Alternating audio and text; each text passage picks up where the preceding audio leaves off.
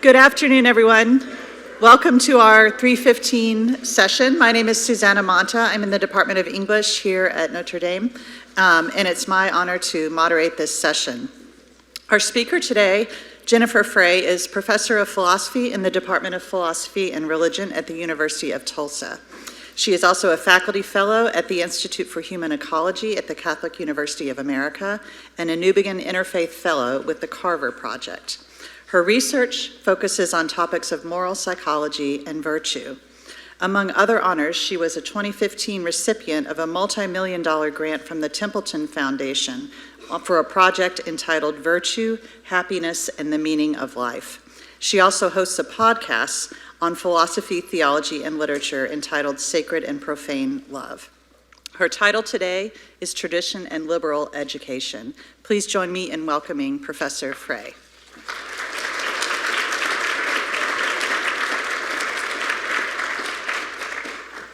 Okay, everyone can hear me fine? Yes? All right, excellent. Thank you so much, Susanna.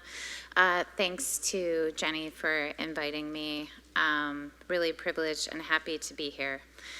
Okay, so when we think of tradition, of that which has been handed on or received by us, we can be thinking, I think, of two different, but obviously related things. So we can be thinking of the tradition of ideas, and we can be thinking of traditions of social practice.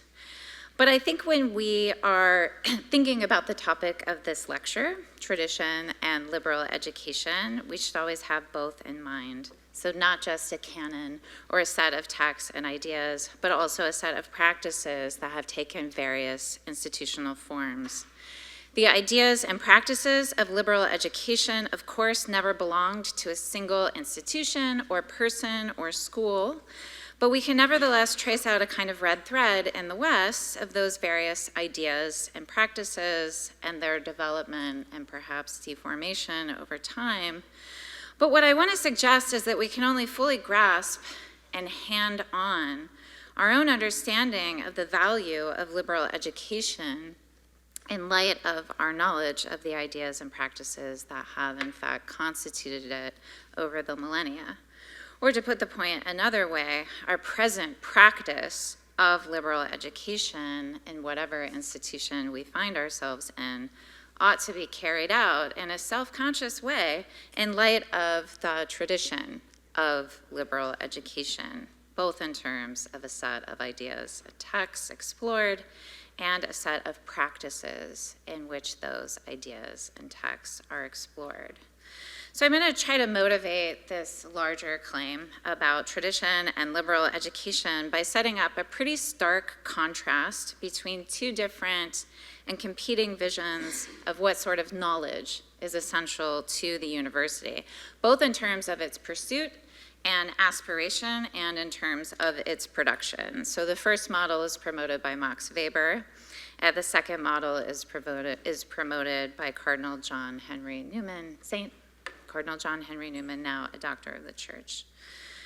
In the exploration of this contrast, I think we can help to sharpen our sense of how to answer the fundamental question of the purpose, value, and place of liberal education in the contemporary university. So I'll start with Weber. In 1917, Max Weber was invited by a group of university students to Munich to launch a lecture series on intellectual work as a vocation. The students were members of the Free Student Alliance. This was a group that championed knowledge for its own sake, Bildung, or moral education, and academic freedom, during a time when these ideals are under immense pressure from disciplinary specialization, state intervention, market pressures, and a world war. Addressing about 100 students in a lecture hall, Weber delivered a lecture that was surely unwelcome to them. Because rather than give a defense of their lofty ideals, Weber gave an account of scholarship as mere expertise, undertaken with no ultimate horizon of meaning, purpose, or goal. Weber embeds his famous conception of scholarship within his more general diagnosis of modernity as a period of disenchantment. Enchantment, for Weber, is connected to magic. A literal translation of the German would be something like demagication. Whatever is magical on this view is whatever cannot be shoehorned into the ontologies, epistemologies, and calculative rationalities of the natural and social sciences. The modern university is an institution that inevitably reflects this basic condition of modernity, and this will dictate what sort of knowledge it's going to be legitimate to pursue within it. So within the broad terms of demagication, all that scholarship could be is specialized expertise of a fairly narrow form. And now I'll quote Weber's famous lecture. In the present era, scholarship in both the sciences and the humanities has entered an apparently permanent phase of specialization unlike anything that has gone before it. We can feel sure we have achieved something of real scholarly value only insofar as we have specialized to the utmost degree. Weber argues that the scholar is a professional expert who labors in the service of increasing our repository of objective facts. He's emphatic that it is not, quote, a gift of grace, with seers and prophets dispensing holy objects and revelations, nor part of a sage's or philosopher's meditations on the meaning of life. In fact, real scholarship will leave totally unasked questions of both meaning and value. That can be left to the priests and the prophets, but it's certainly not the business of the scholar, and any suggestion to the contrary seems to reek of the charlatan or the demagogue. Weber further yokes the notion of scholarly work to a technical notion of progress that is unending and relentlessly forward-looking. The best scholarship does not draw on the past, but supersedes it, right? So good scholarship makes previous scholarship obsolete. Moreover, this notion of progress has no transcendent horizon that is worthy of pursuit for its own sake. And if that's true, then what is the meaning or value of scholarly work? So Weber's answer has three parts. First, scholarship gives us more techniques for calculating and controlling life. It helps us master nature. Second, scholarship gives us methods of thinking that are internal to disciplinary forms of knowledge. So you can think of sort of the analytical toolkit that sharpens the mind. It's good to have a sharp mind. Third, scholarship gives clarity about the means to whatever ends we happen to have adopted for ourselves. But what scholarship emphatically does not and should not do is tell us which ends we should pursue, or deign to think that it could help us make serious judgments on that question. To render a judgment of value, again, would be demagoguery and abuse of power by the scholar. This is the inevitable result of the forces of Weberian disenchantment, which creates a situation in which the ultimate and most sublime values have retreated from public life and are simply a matter of private choice. Weber actually has nothing to say about teaching other than to note that excellence in scholarship is causally unrelated to excellence in teaching. And who besides overgrown children believes that advancement in scholarship tells us anything about the meaning of the world? Rather, if scholarship can do anything for us, it is precisely to uproot and destroy the belief that the world has any such meaning. So one question that presents itself is what sort of disciplines can count as a science, as Wissenschaft? Well, Weber is helpfully clear that theology is out. It violates the terms of disenchantment as he has outlined them, and therefore can be no part of a modern university. So here's Weber again. All theology is an intellectual rationalization of religion's sacred domain. Every theology presupposes that the world must have meaning and asks how to interpret this meaning so that it is graspable by the mind. Weber, on the other hand, seems to suggest that he would be totally fine with the academic study of religion, so long as it does not go further than describing the meaning that various world religions have purported to find. Anything more than this alienated, merely academic mode of inquiry would bring the magical into the disenchanted halls of the academy. It's actually fairly unclear what he would say about my own discipline of moral philosophy, but certainly we can guess that he would scoff at my own intellectual labors on wisdom, happiness, virtue, and the meaning of life, as I have the audacity to purport to say true things about such matters and present them up for rational dialogue and debate. But Weber is not merely a presence in the past, he's very much with us. I think the most prominent contemporary Weberian is Stanley Fish. In his book, Save the World on Your Own Time, Fish argues that the trouble universities are in today is that professors want to do, quote, someone else's job and not limit themselves to their own job. So what is the professor's job? He actually only has two roles. The first is to introduce students to bodies of expert knowledge and traditions of inquiry. And the second is to equip students with the analytical skills that will enable them to move confidently within those traditions and engage in higher research if they wish to do so. That's it, right? That's your job. Fish is silent about what bodies of knowledge and traditions of inquiry students need to engage or why they would need to engage them, as I think he must be, as this would involve a value judgment, which is strictly forbidden. But what he is clear about is that no matter what you study, and really study what you want, you must remain distanced from the material as, quote, merely academic, thus ensuring that the stakes are very low for everyone involved. So professors and students can analyze arguments and claims together. We can interpret and debate the strength of various positions of other people. But what we professors cannot and should not do is encourage our students to engage in a personal search for what they believe is ultimately true about the most important questions in a human life. Sounds a lot like Weber. Fish's defense of this quite limited job of the academic is that the university is the institution dedicated only to the pursuit of truth, and that the pursuit of truth must be a merely academic enterprise that has nothing to do with soulcraft. Students are not on a quest for wisdom, meaning, or purpose, or any such highfalutin goal. Indeed, Fish mocks those who would pretend to be, quote, wise men, gurus, or saviors.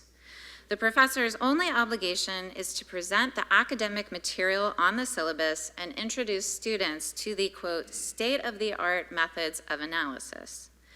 Or, as he once said to me directly in a correspondence issue of the Lamp magazine, it is always possible to ask of any text questions such as follows. Does it contribute to the building of a better society, or expand the amount of freedom in the world, or strike a blow against the forces of darkness? But the moment a professor goes down any of those paths, he is no longer an academic, but has become a political or a moral agent. Being an academic means not being free to say a whole host of things, lest you venture into territories and kinds of action unrelated to either your competence or responsibility. My job is not to make my students more free, whatever that would mean, but to make them more knowledgeable. That might seem too humble a job description for Dean Frey. She wants her students to be noble. I simply want to be a professional. Imagine someone saying this to Plato about the academy, or to Seneca about the study of philosophy and its benefits for man. At any rate, let us see how Fish understands my own discipline of moral philosophy. In a moral philosophy class, he tells us, students are not, as the ancients might insist, engaged in a practical science that should change how they understand themselves and live. Rather, they are learning the ways that philosophers have structured their inquiries and reflections about morality over some period of time, perhaps only very recent. What makes moral philosophers worth studying is not the answers they give, but, quote, the verbal architectonic or argumentative skills they display in their writing. And here I will quote Fish again. The genuine inquiry in which students are engaged is not an inquiry about what kind of person they should be, but an inquiry about what kind of person Plato or Hobbes or Rawls or Milton thought they should be and for what reasons. Exams then must only test knowledge of Plato, not knowledge of what is true, considering what Plato has said. Why it is important to know what these dead men have said about the good life is left totally unaddressed and somewhat mysterious. In the end, Fish says that he is defending the limitations and prohibitions of what he calls the research ideal. But I think he's weirdly blind to or uninterested in the fact that this ideal is an invention of the mid to late 19th century, fairly recent in the history of the university, let alone the academy. And I think it's safe to say that this neo-Weberian approach has not been awesome for the humanistic modes of inquiry quite generally, and certainly not for the love of my life in particular, philosophy.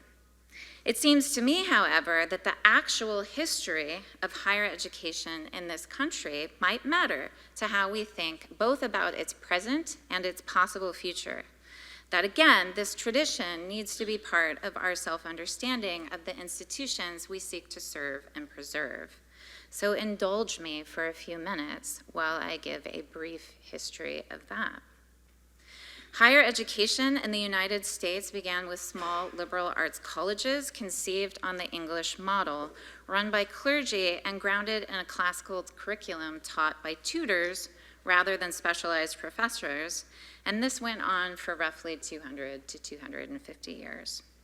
Students were expected to receive a liberal education that prepared them for any variety of fields or occupations, certainly for the clergy, and thus they studied subjects like rhetoric, logic, philosophy, classical languages, math, science, and ancient history. The curriculum was entirely prescriptive. Students studied what the president of the college thought they must, and of course the president of the college spent most of his time teaching. Tutors understood their purpose to make their pupils happy and virtuous men of order and unblemished morals.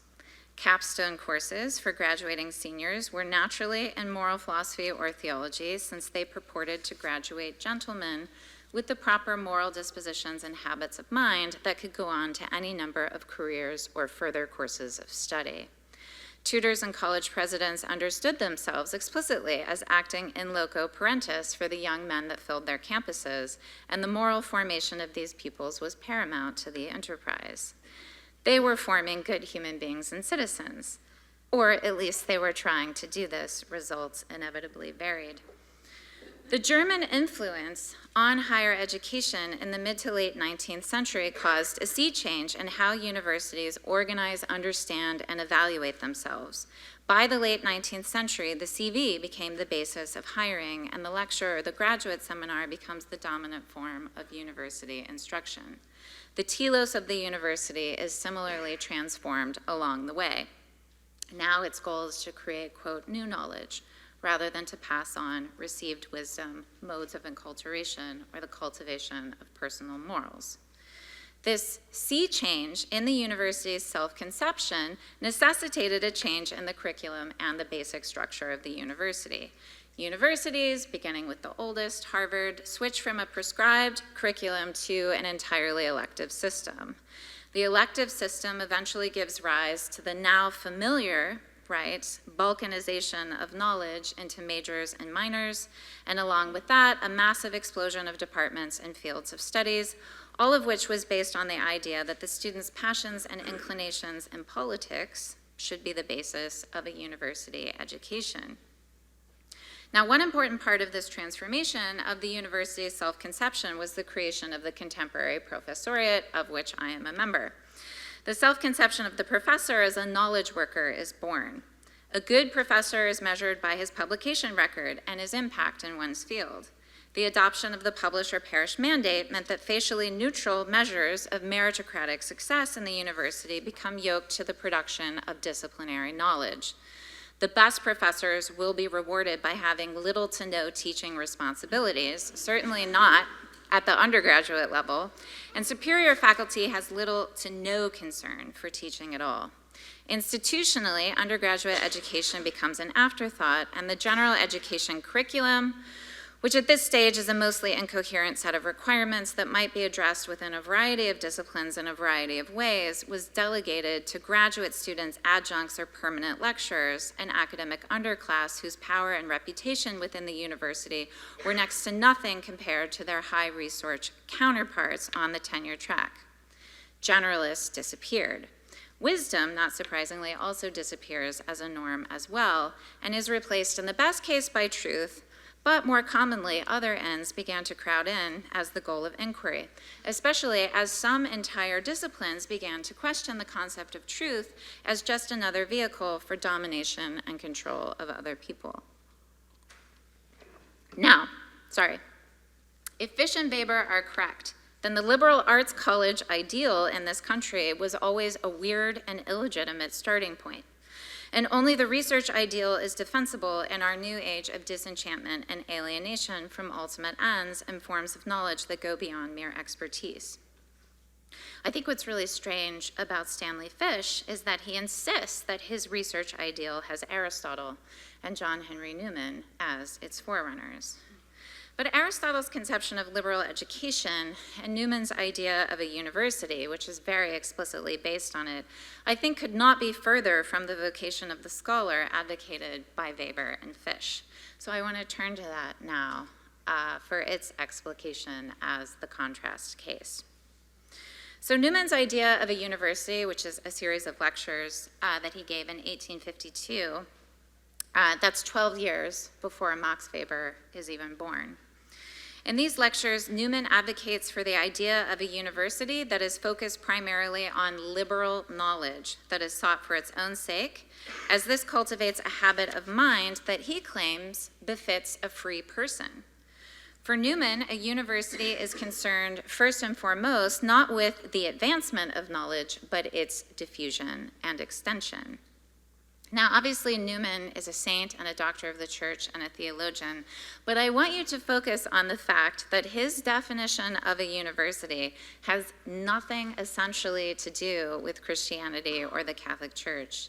The university is defined by Newman simply as an institution dedicated to liberal education and thus to teaching and seeking what he calls universal knowledge.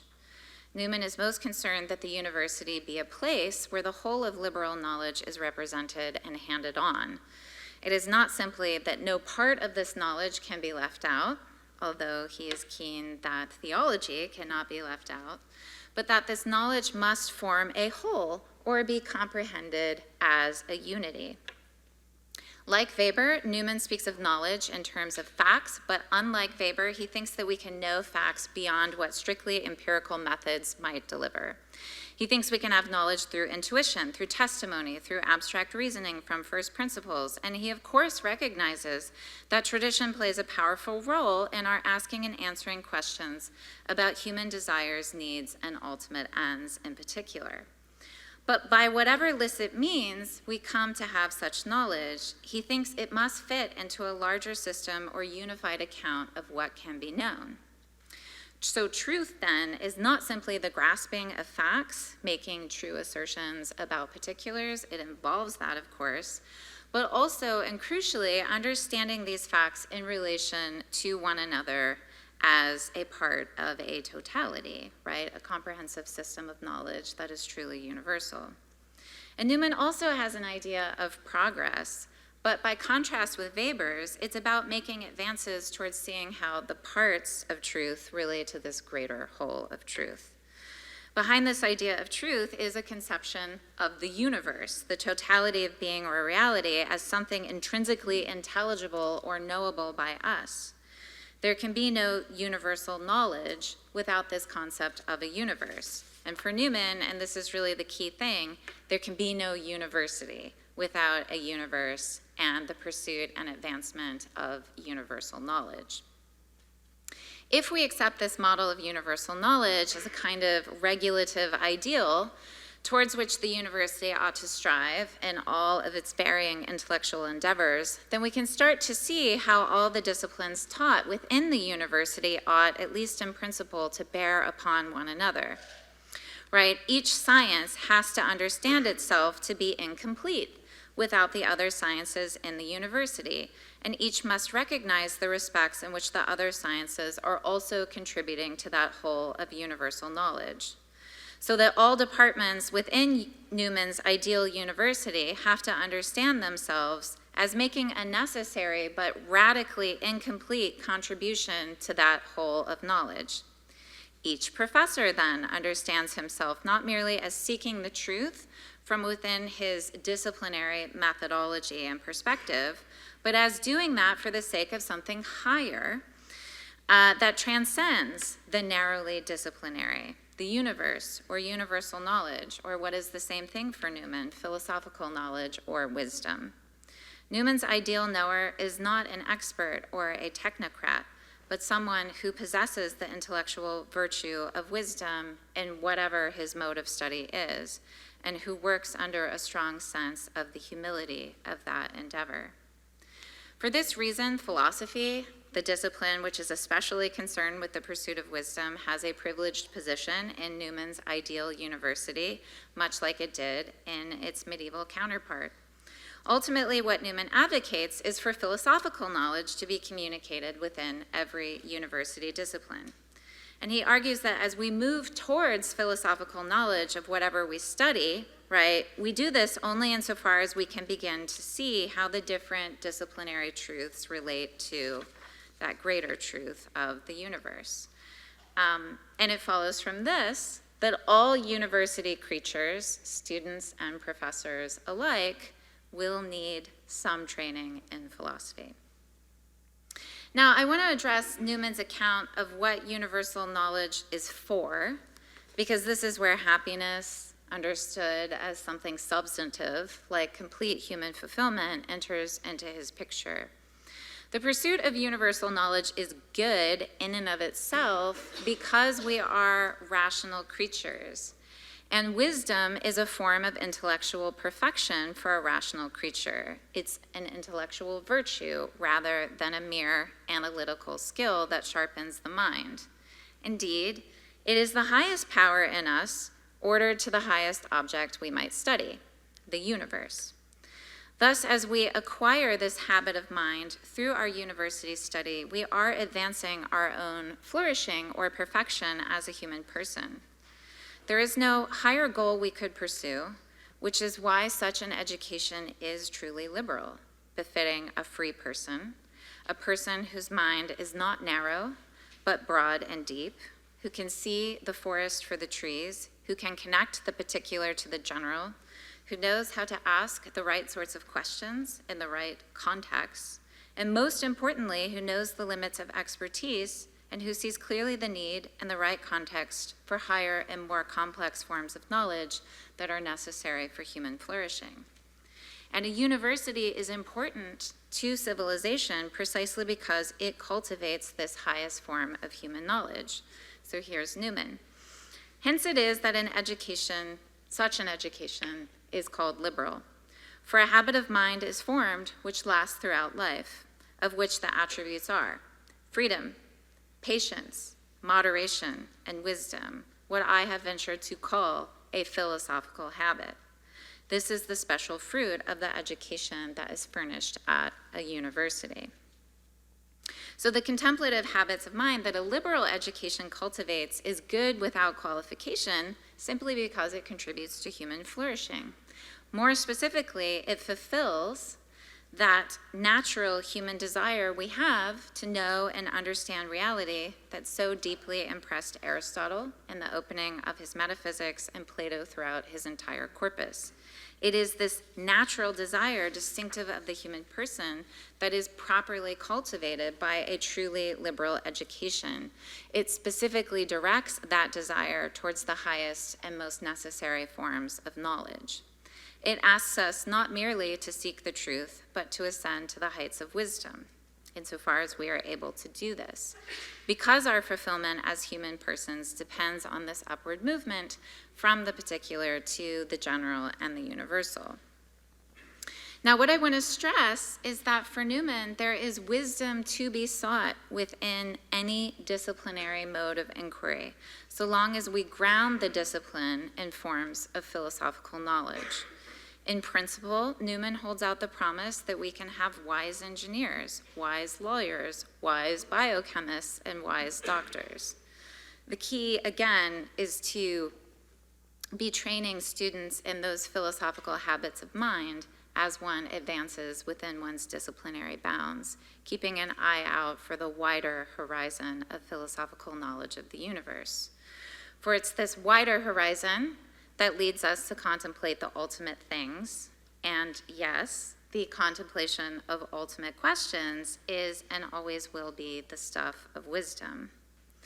So, let me be clear about what I am not saying. I am not saying that expertise is bad or that it should be abandoned by our universities. I am also not saying that disciplinary research is bad and that it should be abandoned. Expertise and research are both important, but mere expertise and unchecked research can obviously bring great evils into the world. We know this. We know this as a matter of empirical fact, but also as a matter of the liberal arts tradition itself. However, we settle these questions about ultimate ends, and in the end, we do have to settle them for ourselves. We cannot know how to order our lives or flourish in our professions or understand the proper limits in place of expertise until we address them. And the questions of ultimate ends is not one that Newman wants to leave to the private sphere. These are questions that belong properly to philosophy and theology and other modes of liberal study, and not in a merely academic and alienated way. The university ought to strive to be a place where deep reflection for young people is not only possible, but encouraged and undertaken in a serious way.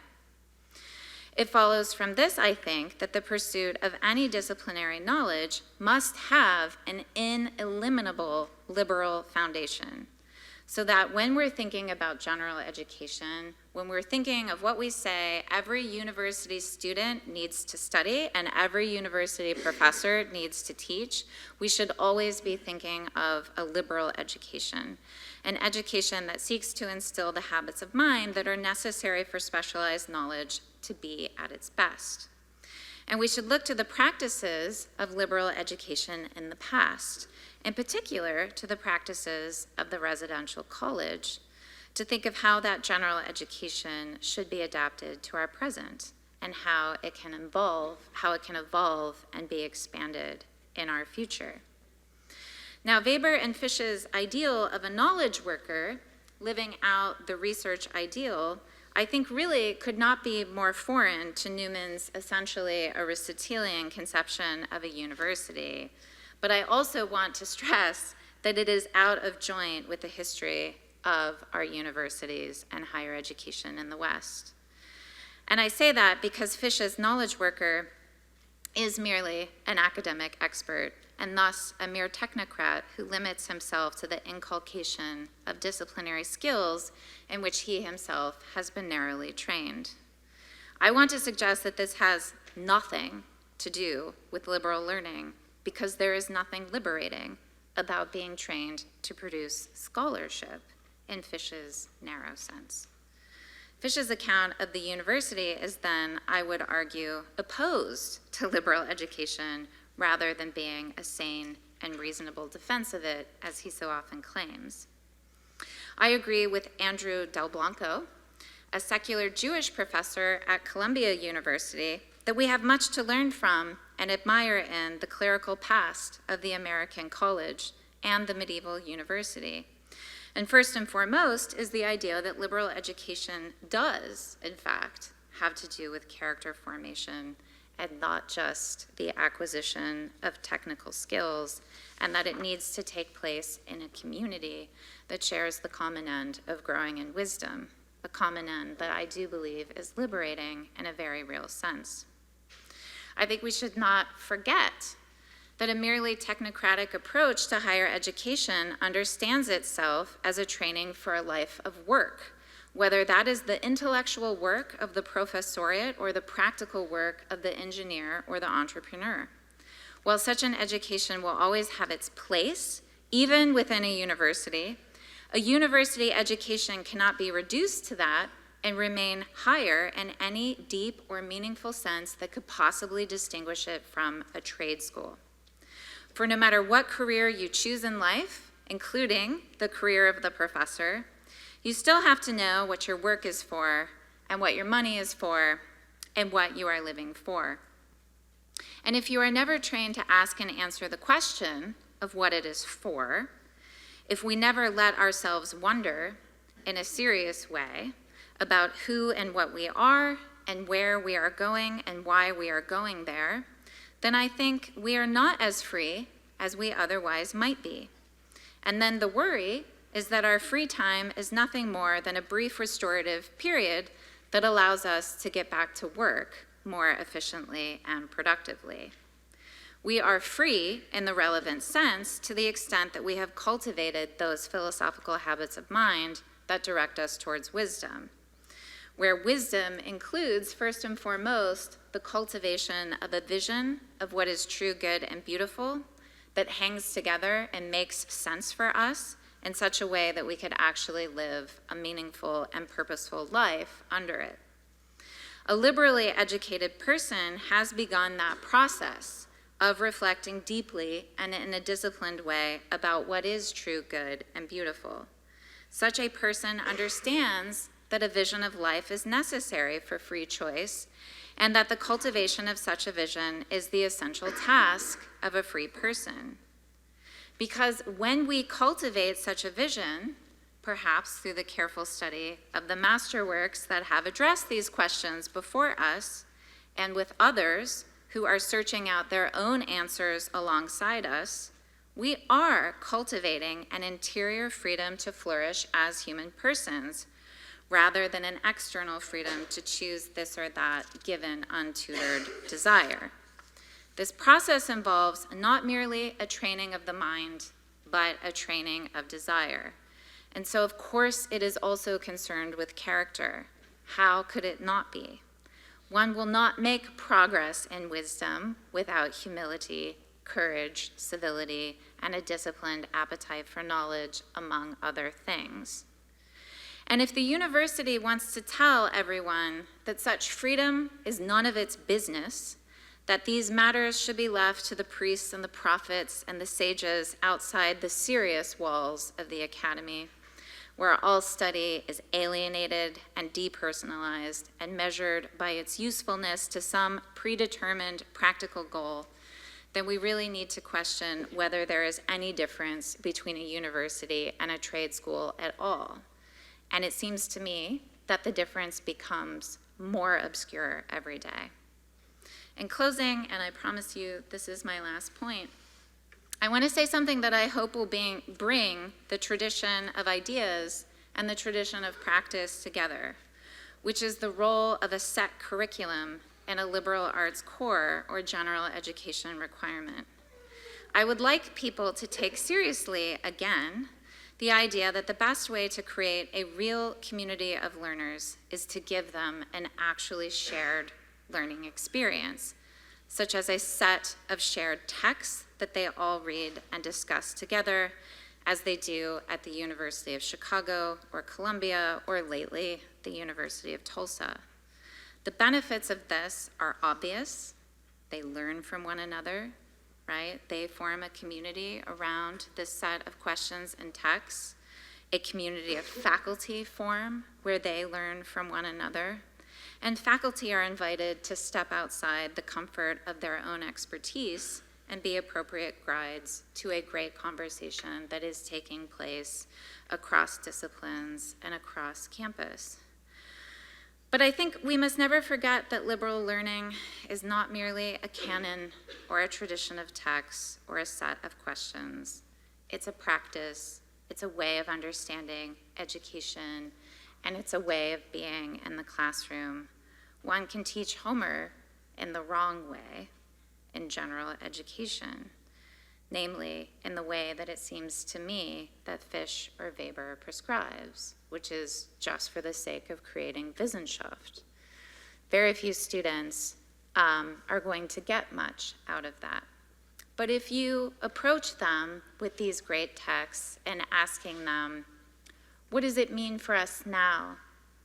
How do we feel about this conception of justice or honor? Do we believe it?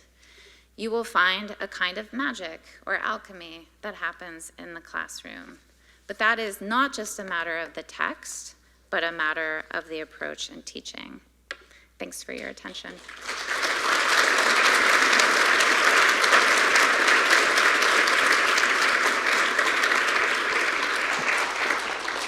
Okay, yeah, so questions. So for I think. questions, there's a microphone that will come to you. Dr. Frey, thank you so much for your talk. I really appreciated it, and I agree with, I think, all of it. And that which I don't agree with, I'll presume that you're right and I'm not.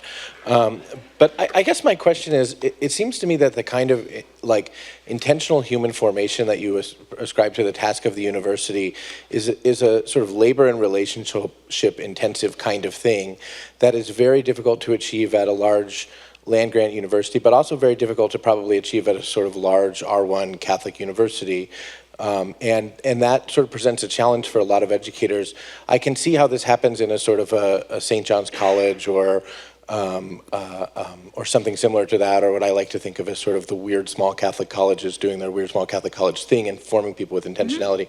But how does that happen in a place which is already become much bigger? I mean, how does the university sort of reform itself towards this end if it's not there now? Well, you have to want it to happen. That's the first point. And so I think we would be a lot better off if the people in power wanted it to happen. Because the amazing thing about desire, right, is that actually leads to action. You know, I have to say that I'm skeptical that this is as hard as everyone says it has to be. Because I think that serves as an excuse to just like let the status quo be what it is. And so I resist that. Of course it would be hard. Everything good is hard, but it's good. And so we have to figure it out. And I think, for example, of various programs that I'm aware of over the years, that have managed to scale this quite a bit, and almost all of them were shut down by upper administration for one reason or another. But it was never the case that it was shut down because it was not popular. It was very popular, and it's also cheap. I mean, that's the thing. This is all pretty cheap as far as it goes. If you look at how universities actually spend their money, it's very eye-opening.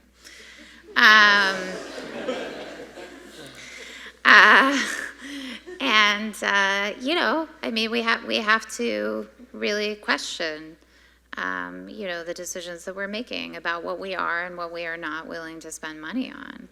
And I really truly think that part of the problem is the research ideal, where the research ideal is structural. So we have to look at how the university organizes itself and what the university actually values. And if you want to know what the university actually values, you have to look at what they incentivize and reward. And let me tell you, it's not teaching undergraduates.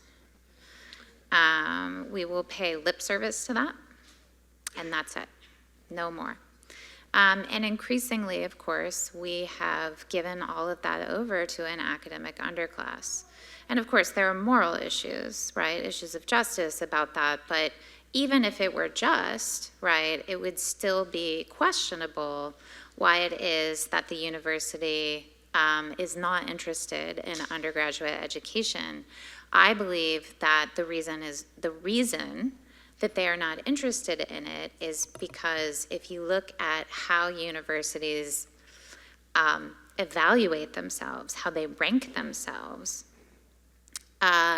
undergraduate education just has very little to do with it. And that again goes back to kind of the gold standard of knowledge, which is a gold standard that works pretty well for the sciences. It does not work so well for the humanities. Thank you, Professor. Sorry, I had them. Oh, sorry. I looked everywhere but where I needed to look. I'm so sorry. All right. Yes, thank you. I have a question for you about measurement and education. Yeah. If there is a flaw or a corruption or a corrosion in education over time, as I heard you say it, a lot of it had to do with measurement and overcalculation. We are producing so much knowledge. We are producing so many papers. This must be working, and thus education was strayed from. The question I have is, in the reforms that you're suggesting, which I would encourage and love and develop on my own, is measurement something that we have to watch out for in the sense of, oh, we are successful if we are having these kinds of conversations and reading these kinds of books, and how do we avoid the same overcorrections that led to this educational corrosion? Yeah, thank you. So there's no way to get around measurement, right? Like accreditors aren't going anywhere, and universities are large and complicated bureaucracies that it would be difficult to understand how we would keep track of things if we couldn't measure them somehow. So I'm not saying, well, let's just stop doing that. I don't think that would be realistic, but we could certainly do a much better job of how we measure these things. And I'll just give you one example. The way that we evaluate professors teaching right now is a disaster, and everyone knows it's a disaster. I've never met anyone who doesn't just readily acknowledge that it's an absolute disaster, but like, it never changes. We're locked in to a form of evaluation that we know results in unfair evaluations that don't measure the right thing, right? If you're a junior professor and you have a mentor who wants you to succeed, right, the advice they're going to give you is just give everybody A's, and your evaluations will be like amazing. It works. That was the first bit of advice I got at the University of Chicago, right? My senior fellow in this, who was a dentiste, lovely man, he said, we need to talk. And I said, okay. And he was like, there's a problem with your evaluations. And I was like, well, I read them, you know, and I was like, the people who got a bad grade are not happy. And he was like, stop giving C's. And I was like, okay, and I did, you know, and then my evaluations were great. What is any of us getting out of this game, right? Everyone's being cheated. But let's look at the incentive structure, right? The incentive structure, the reason why no one can fix the problem of grade inflation is that all the incentives on every side go towards it. And until we disrupt that system of incentives, the end result will be grade inflation. We don't have to evaluate professors this way. It's a choice that we keep making. Professor Frey, thank you for your wonderful talk. In Frey's idea of a university, is there a place for research? And if so, what is that place? Yes, thank you. Yeah, so like I said, I have no problem with research. I fancy my own research. I think it's pretty good. But you know, we just have to, right now we're in a situation where the only way to play the game, the only way to succeed, right, is to focus on research, like to the exclusion of really anything else. And we need to change the rules of that game. And you know, it's so interesting once you get into upper administration and like you really see how the university runs and you really see how the sausage is made. And, you know, if an institution, for example, is trying to make that move from Carnegie R2 to Carnegie R1, there are just metrics you have to hit.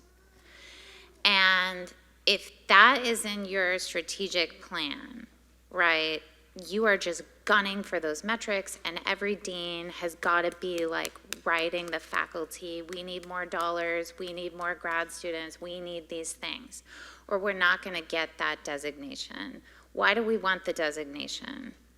Well, you know, because then we're going to go up in the rankings or whatever. And what gets lost in all of that is like the gamification of higher ed, right? And what gets lost is the thing that we're supposed to be doing, right, which is educating. And, well, of course, you're educating graduate students, like that's serious. And I think, again, research is so important and valuable, but we have to some way build back into the incentive structure for the faculty that so is undergraduate teaching. That undergraduate teaching isn't always professionally basically a disaster for you. And that's the way that it's set up, right? And unless, professors are people, who, respond to incentives just like other people do. And it really, I myself had a bit of a come to Jesus moment about this after I had tenure. Because I felt very deep pangs of conscience, right? That I didn't care about teaching at all. I wasn't trained to care about teaching. I didn't even really know what it would mean to care about teaching. And I thought, well, this is kind of messed up, right? And the reason that I even had the pang of conscience is that it began to be impossible for me not to notice the threats to philosophy in the university, the threats to theology, the threats to literature, the threats to history, which now all of those disciplines are like the weird stepchildren of the university. Right? We are not loved, first and foremost, right? That's really bad. And you're never going to fix that, I think, without fixing general education, which should be centered around those disciplines. And I think the marginalization of those disciplines is going to continue apace until we take liberal learning seriously again, which we're not. And I just am at the point where I'm not interested in excuses about why we can't do this. Because I know that we can. If we can find a way to pay our football players millions of dollars, we can find a way to educate our students. I just believe in this. I do.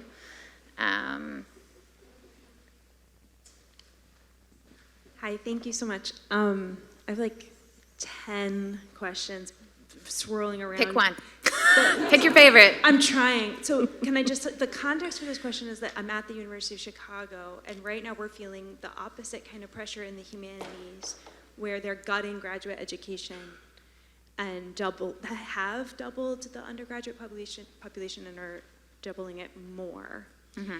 And so I feel very helpless, and so that's why I have so many different questions, because I have a lot of things I'm thinking about. But I think maybe, could I ask about, so I hear what you're saying, and I feel like I usually hear it from philosophers, and I'm in classics, so it's not like we're not educating people, but when philosophers and classicists talk about the same texts, which I experience all the time, something different is happening. And so the idea to me that the solution here is to bring the grounding of philosophy into my discipline is something that I don't really know what to do with. Mm-hmm. And another way of phrasing this question is, I'm not an expert on Newman at all, but after I read just the first chapter of The Idea of a University, I realized that the reason my teaching wasn't going very well is I was trying to make my students better people when I was teaching. And it meant that I was actually a terrible teacher.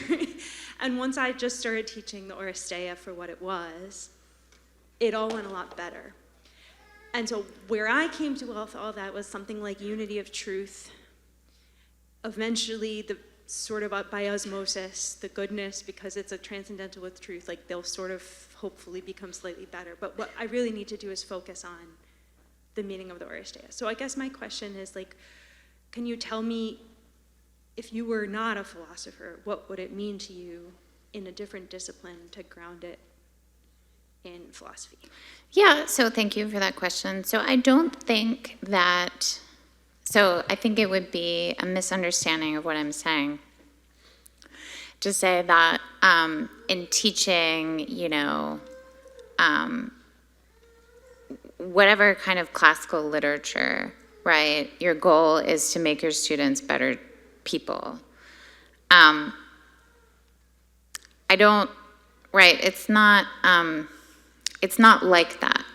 Because a liberal education, the thing that's so great about it is that the student has to do this work.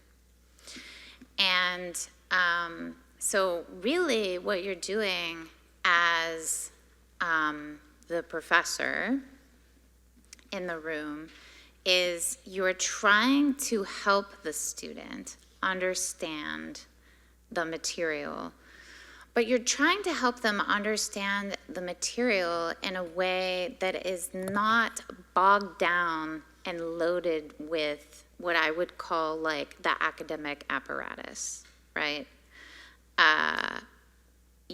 So it's not, your job is not to give a lecture for 50 minutes about the historical context or all of these other things. All of that is very interesting to us as professors. It's way less interesting to the student. But to bring out sort of the human drama of it, you know, to make alive the central tensions and to help the students come to some sort of bigger understanding. So my first job was at the University of Chicago, and I taught in the Great Books Corps, and in the beginning, I thought it was all absurd. I was just like, I'm a philosopher, I don't know how to teach Homer, this is going to be a disaster, there are no arguments, like what am I supposed to do with this, you know? And I was terrified. And it was like the best semester of my life, because I realized it was very liberating when I finally understood, like 3 weeks in, that my job was not to be a Homer expert. Nobody cared about that. But my job was to help them kind of pull out of the text, right, like a certain ideal, and discuss, right, and contest it. And not in a philosophical way, it's poetry, right? And because we also want to appreciate the beauty of certain moments and what we found beautiful about it and why. Like, what does this bring out or elicit in us? And I'd never thought that way before. And it was, for me, totally life-changing. Totally life-changing. Had I not taught Human Being and Citizen, I just would have, I think, become a very different, it was very transformative for me. And so for me, in a way, it was like learning by doing. And that kind of created a spark in me to figure out, all right, why did anybody set it up this way? What's going on here? What are we all doing? And that set me on a different path. But I don't think college is not preschool, right? I mean, these are already adults. And we are just, I mean, I sort of think about it as, I think of liberal education as helping young people who desperately need it to learn the art of conversation, right? And part of that is just learning how to reflect in a serious way, to sustain an argument, to pull out ideas and concepts. And then, you know, the beauty of it is that at some point, if it's going well, they take it over. They will take it over. And you can be teaching the same text 3 times a day to different groups of students, and what's totally wild is that the conversation will go in all these different directions. Like, you're not controlling that, and that's fine. Because the point at the end of the day isn't, you know, this or that recondite thing about Homeric meter or whatever, although that's interesting, it really is.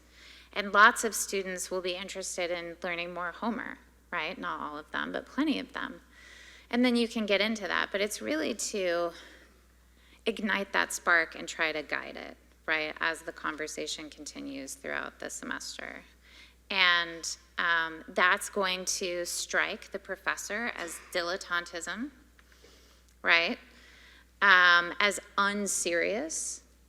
And then I want to remind people, you know, that we do have kind of a great cloud of witnesses here, of people who have undertaken this kind of education and have been totally transformed by it, and we ought not to be so snobbish as to not hear their testimony for what it is.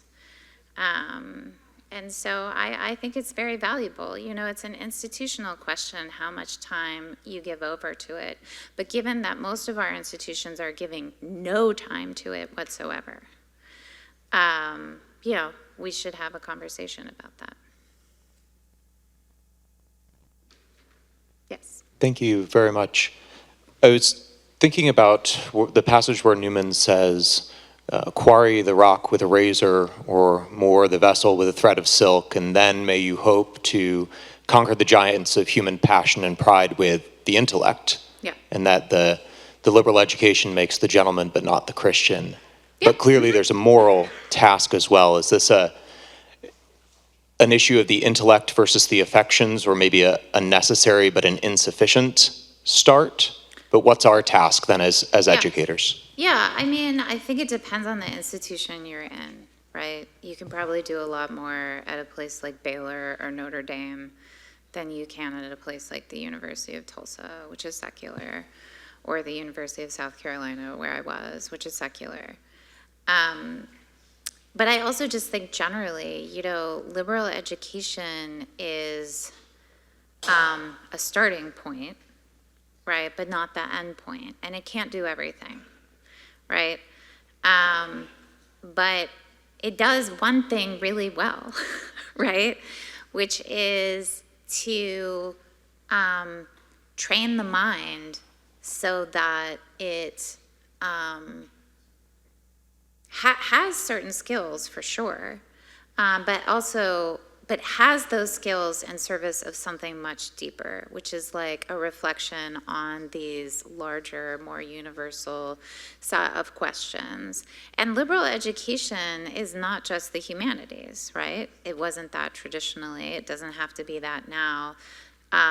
It's more like a mode of study, and there are liberal modes of study of the sciences, right? Like that's Newman's point. And we were having lots of interesting conversations at the University of Tulsa when I was still dean with mathematicians and chemists and even folks in engineering about what would an honors class in your discipline look like, because this is kind of, you know, our educational vibe. And those conversations were they were amazing. Because those professors were more into it than anybody else. You know, they were like, oh, nobody asked us to do this, you know. And they had lots of ideas. And so, you know, but I guess just to get back to your question, like it's a limited goal, but it's fundamental. Yeah, it's not. The thing about liberal education is that, and this is one reason why people don't like it, is that you can't really control the outcome. And yeah, I mean, now we can get into conversations like, can virtue really be taught? And, you know, I mean, you are going to run up against the limits of human freedom, right? I mean, your student is free. And you cannot force the mind any more than you can force desire. But you can be a more or less good guide. That's what I would say.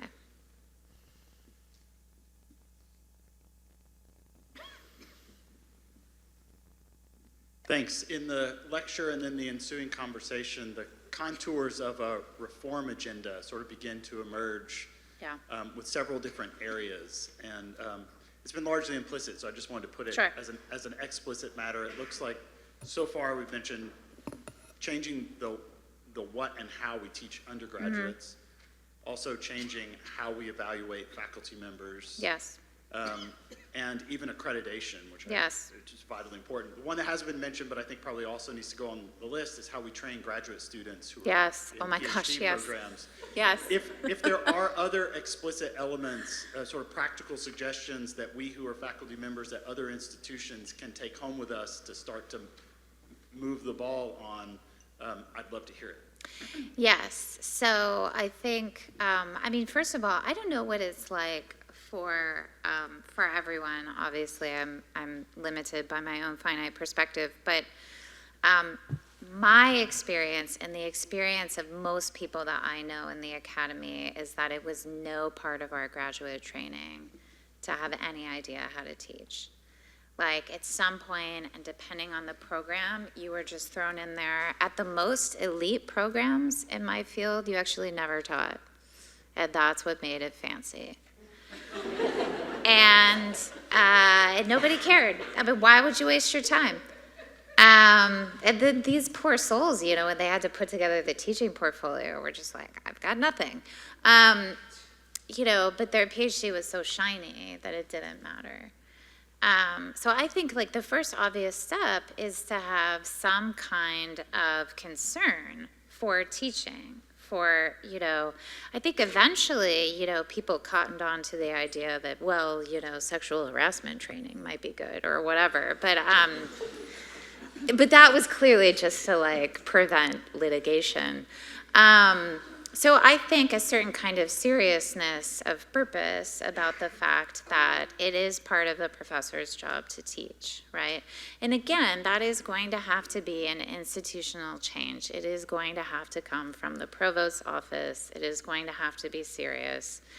And I think different disciplines are going to have to figure out for themselves, you know, what does that concern or care look like, and different institutions, right? And I think part of that will be, again, a change in the incentive structure. I don't think that the self-conception of the professor changes unless the incentive structure changes for the professor. And that will involve, you know, making some tough choices. It's interesting to me that the institutions that are most privileged in making that choice still don't make these choices, right? Like, what does Princeton have to worry about? I think they've been #1 on the U.S. News and World Report like my entire adult life. You know, I mean, you could do this. And it would set an example, a really powerful and important example. But I also think, you know, an enterprising department could also just sort of take it seriously, especially as a way of making their graduates distinctive in a increasingly hyper-competitive job market if you're in the humanities, right? If you're in history, your job market has collapsed pretty much, but it might be even more important for your graduate students to be serious teachers instead of just knowledge producers. Excuse me, very short question.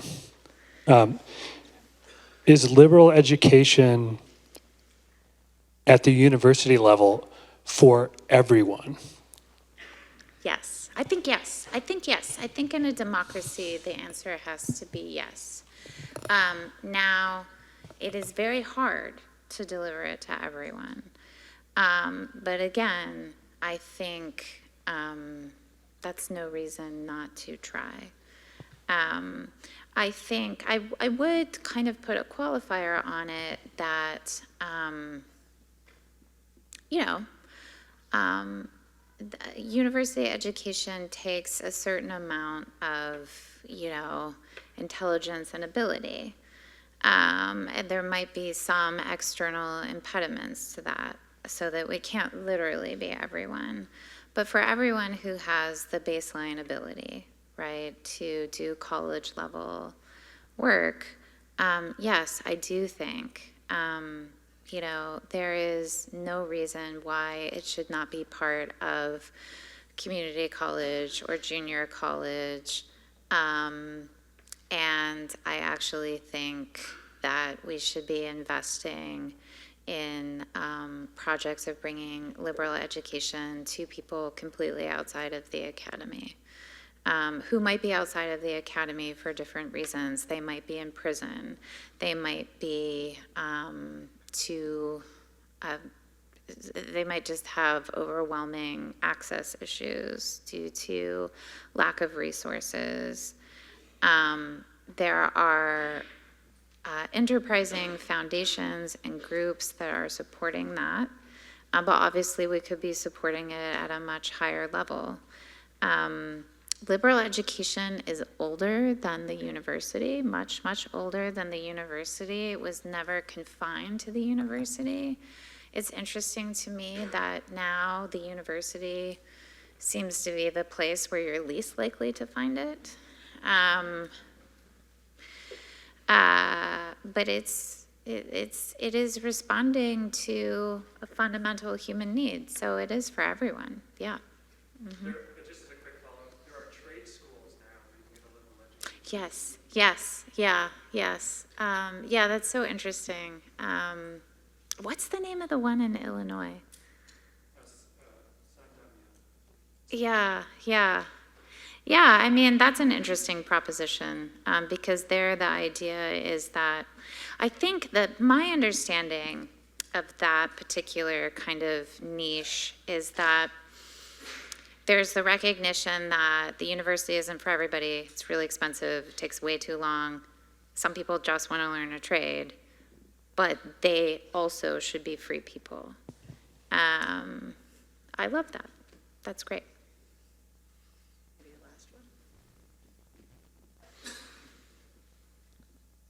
In advocating for this, how useful is it to engage in like the game of measurability and I don't know what the university equivalent would be, but like the classical high school, also we tend to have more merit scholars, and like that type of results. How important is that in making these changes? I think, we're just always, it's hard for me to imagine living in a world where people just don't really care about results. You know what I mean? Like measurable results that are like that you can quantify. And unless, AI superintelligence really does create a world in which human work has no purpose or meaning or value, that will be interesting, right? Because then everything is kind of for its own sake. I don't know how we'll do in that world. Maybe that world is on the horizon. But I think the world that we actually live in still is one where people are going to look for those measurable results. And so again, we can rethink what we are measuring. There's lots of interesting work that's trying to measure character.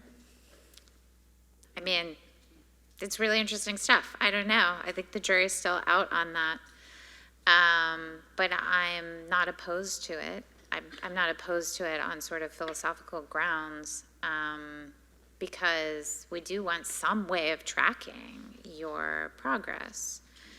And again, the more students you have, the more it's important to track that progress in a way that like aggregates easily, right? Like I could track progress by just like relentlessly interviewing the student, every 2 weeks, but that is very hard to scale.